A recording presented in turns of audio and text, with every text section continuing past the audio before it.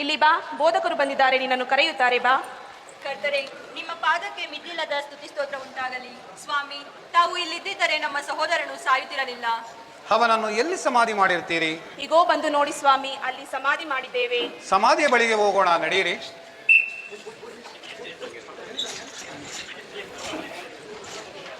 ಅಯ್ಯೋ ಮಿತ್ರ ಲಾಜಾರನೇ, ಮೃತಪಟ್ಟಿದ್ಯಾ? ನಿನಗೋಸ್ಕರ ನಾನು ಕಣ್ಣೀರು ಸುರಿಸಿ ಪ್ರಲಾಪಿಸುತ್ತೇನೆ. ಈಗ ನೋಡಿ, ಈತನು ಲಾಜಾರನ ಮೇಲೆ ಎಷ್ಟು ಪ್ರೀತಿಯನ್ನಿಟ್ಟು ಹತ್ತು ಪ್ರಲಾಪಿಸ್ತಾ ಇರ್ತಾನಲ್ಲ. ಯಾಕೆ ಹುಟ್ಟುಗಳಿಂದ ದೃಷ್ಟಿ ಕೊಟ್ಟಂತವನು ಲಾಜಾರನವನು ಸಾಯಿದಾಗೆ ಕಾಪಾಡಬಾರ್ದಾಗಿತ್ತೆ. ಸಮಾಧಿಗೆ ಮುಚ್ಚಿರುವ ಕಲ್ಲನ್ನು ತೆಗೆಯಿರಿ. ಕರ್ತರೆ, ಆತನು ಸತ್ತು ಅಡಕ ಮಾಡಿ 4 ದಿನವಾಯಿತು. ಈಗ ಅದು ದುರ್ವಾಸನೆಯಾಗುವುದಿಲ್ಲವೇ? ನೀನು ವಿಶ್ವಾಸಿಸಿದರೆ ದೇವರ ಮಹಿಮೆಯನ್ನು ಕಾಣುವೆಯನ್ನು ನಾನು ನಿನಗೆ ಪಾಲಿಸಲಿಲ್ಲವೇ? ಪಿತನೇ, ನಾನು ನಿಮ್ಮ ಕುಮಾರನೆಂದು ಸರ್ವರೂ ಹರಿಯುವ ಹಾಗೆ ನಿಮ್ಮ ಕುಮಾರನನ್ನು ಮಹಿಮೆಪಡಿಸಿರಿ. ಲಾಜಾರನೇ, ಎದ್ದು ಹೊರಗೆ ಬಾ. ಆತನ ಕಟ್ಟುಗಳನ್ನು ಬಿಚ್ಚಿ ಸಾವಿನ ಬಟ್ಟೆಯನ್ನು ತೆಗೆದು ಕಳಿಸಿ ಮನೆಗೆ ಹೋಗಲಿ.